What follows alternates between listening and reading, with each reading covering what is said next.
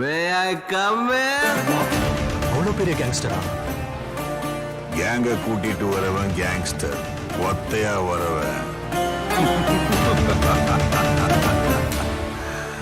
கார்விஸ். Hello guys, welcome back to Karthi சைட்டி. Okay, இன்றைக்கி பார்த்தீங்கன்னா நம்மகிட்ட என்ன இருக்குது பாருங்க, ராஸ்பெரி பை கூட சேர்ந்து இது ஒரு புதுசாக ஒருத்தன் பூதக்கடி போட்டு தோற்றுருக்கான் பாருங்க. யாருன்னு தெரியுதா கைஸ்? இதுதான் வந்து HCSR04 அப்படின்லாம் சொல்ல மாட்டேன், இது வந்து அல்ட்ராசானிக் சென்சார் அப்படின்னு சொல்லுவோம். ஸோ இதை பற்றி தான் நம்ம இந்த வீடியோவில் பார்க்க போகிறோம். இது என்ன பண்ணுன்னா, ஸோ இதில் இருக்குது பார்த்தீங்களா, 2 கண்ணு மாதிரி இருக்குது பார்த்தீங்களா இந்த முட்டையா. ஸோ இது மூலிமா அல்ட்ராசானிக் சவுண்டு வெளியே வரும். ஸோ அந்த சவுண்ட் வேவ்ஸ் வந்து அல்ட்ராசானிக்குன்றதால நம்மளோட ஹியூமன் இயர்ஸ்க்கு அது கேட்காது. ஸோ அல்ட்ராசானிக்குன்னும் போது about 20,000 hertz of frequency. So அந்த சவுண்டில் இருக்கும்போதெல்லாம் நம்மளுக்கு கண்டிப்பாக அதெல்லாம் கேட்கவே கேட்காது. ஸோ நம்மளோட ஆடிபிள் சவுண்ட் பார்த்திங்கன்னா 16 ஹெர்ட்ஸ்லேருந்து 19,999 ஹெர்ட்ஸ் வரைக்கும் தான் நம்ம அதுக்கு அது கேட்கும். அல்ட்ராசானிக்குன்னும் போது அது பேட்ஸால் இந்த சவுண்டை கேட்க முடியும், அண்ட் டாக்ஸாலையும் இந்த சவுண்டை கேட்க முடியும். ஸோ உங்களோட டாக்ஸ் கிட்டலாம் இந்த சென்சார் யூஸ் பண்ணும்போது கொஞ்சம் உஷாராக யூஸ் பண்ணுங்க, அதுக்கு எதாவது பாதிப்பெல்லாம் வராத மாதிரி, ஓகேவா? ஸோ இதில் டிரான்ஸ்மிட்டர் அண்ட் ரிசீவர்னு 2 இருக்குது இல்லையா? ஸோ இதில் இது ஒன்று மூலிமா தான் வந்து சவுண்ட் வேவ்ஸ் வருது, 2 மூலியமாக வராது.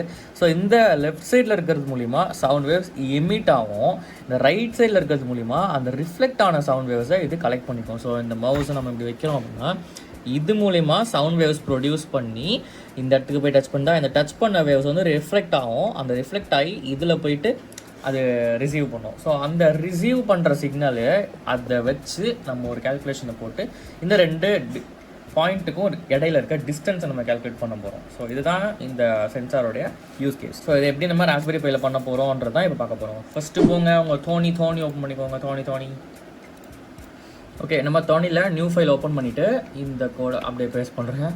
இந்த கோடு வந்து சிம்பிள் தான் பாருங்கள், ஜஸ்ட் ஒரு 30 லைன்ஸ் ஆஃப் கோட் தான் இருக்குது. 30 கூட இருக்காது, 25, 24 தான் இருக்கும், ஓகேவா? ஸோ ஃபஸ்ட்டு வந்து நம்ம மிஷின்லேருந்து பின்னை இம்போர்ட் பண்ணுறோம், அப்புறம் டைம் பல்ஸு அஸ்ன்னு ஒன்று இருக்குது, அதையும் இம்போர்ட் பண்ணுறோம்.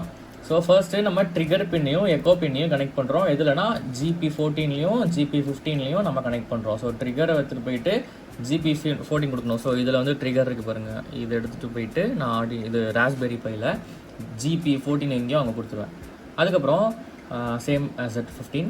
ஸோ மெஷர் டிஸ்டன்ஸ் ஒரு ஃபங்க்ஷனை க்ரியேட் பண்ணி இதில் வந்து ஃபர்ஸ்ட்டு நான் ட்ரிகர் லோ பண்ணிக்கிறேன். ஸோ எடுத்தோடனே வந்து எனக்கு ட்ரிகர் ஆன் ஆக விடக்கூடாது. ஸோ நான் ஃபஸ்ட்டு எடுத்தோடனே ட்ரிகரை ஆஃப் பண்ணிவிட்டு தென் திருப்பி நான் ட்ரிகரை ஹை பண்ணுறேன். ஸோ எதுக்குன்னா இந்த இடத்துல நான் வந்து இப்போது வேவ் அனுப்ப போகிறேன். ஸோ வேவ் அனுப்பிச்சிட்டு ஜஸ்ட்டு 10 மில்லி செகண்ட்ஸ் தான் பார்ப்பேன். ஸோ அல்ட்ராசானிக்னும் போது பயங்கர ஸ்பீடாக ட்ராவல் ஆகும் இல்லையா? ஸோ வந்து நான் 10 மில்லி செகண்ட்ஸ்க்கு தான் அதை ஆன் பண்ணிவிட்டு ஆஃப் பண்ணிவிடுவேன். ஸோ இங்கே பார்த்தீங்கன்னா 10 மில்லி செகண்ட்ஸ்க்கு ஆன் பண்ணிவிட்டு ஸோ ஆஃப் பண்ணிடுறேன். ஸோ அதுக்கப்புறம் பல்ஸ் டைம்னு ஒரு வேரியபிள் கிளிக் பண்ணி time pulses of echo pin. So இந்த எக்கோ பின்னில் டைம் அவுட் எடுக்கிறேன். ஸோ எதுலனா 30 மில்லி செகண்ட்ஸ் தான் நான் டைம் அவுட் எடுக்கிறேன். ஸோ அப்படி எடுக்கும்போது என்ன ஆகும்னா பல்ஸ் டைமுக்குள்ளே என்னுடைய ட்ரிகர்லேருந்து ரிட்டர்ன் ஆன சவுண்டு இந்த எக்கோ பின்னில் ரிசீவ் பண்ணும். ஸோ நான் ரிசீவ் பண்ண வேல்யூவை distance is equal to pulse time into 0.023. அது ஏன்னா ஸ்பீட் ஆஃப் சவுண்ட் வந்து 343 மீட்டர் பர் செகண்ட். ஸோ என்னோட ஸ்பீட் ஆஃப் சவுண்ட் வந்து 343 மீட்டர் பர் செகண்டு. இதை நான் வந்து சென்டிமீட்டர் கன்வெர்ட் பண்ணணும் போது என்னுடைய ஃபார்முலாவில் நான் பல்ஸ் டைம் இன்டூ 0.034, இதுதான் இந்த 343 தான் இங்கே கன்வெர்ட் ஆகிருக்கு 0.034 டிவைடட் பை 2 போட்டேன் அப்படின்னா எனக்கு ஃபைனல் ஆன்சர் என்னோட டிஸ்டன்ஸ் சென்டிமீட்டரில் கிடச்சிடும். ஸோ அதை நான் வந்து ரிட்டர்ன் பண்ணுறேன். எங்கன்னா இந்த வைல்ட் லுக்குள்ளே டிஸ்டன்ஸ் இஸ் ஈக்குவல் DISTன்னு ஒரு வேரியபிள் கிரியேட் பண்ணி மெஷர் டிஸ்டன்ஸ் நான் இதை கால் பண்ணுறேன். ஸோ அது மூலிமா எனக்கு டிஸ்டன்ற இந்த வேரியபிள்குள்ளே என்னுடைய சென்டிமீட்டர் டிஸ்டன்ஸ் இதில் ரெக்கார்ட் ஆகிடும். ஸோ அதை நான் அப்படியே டேரெக்டாக பிரிண்ட் பண்ணிவிட்டு ஒரு செகண்ட் டிலே விட்டுட்டு அடுத்து திருப்பியும் இந்த மெஷர் டிஸ்டன்ஸை கால் பண்ணுறேன், புரியுதா? ஸோ இப்போ நான் வாய் வார்த்தையில் சொன்னதை நம்ம இப்போது ஃபிசிக்கலாக பார்க்கலாம். ஃபர்ஸ்ட் நான் என் ப்ரெட் போர்டில் இந்த கனெக்ஷன்ஸ்லாம் பண்ணுறேன்.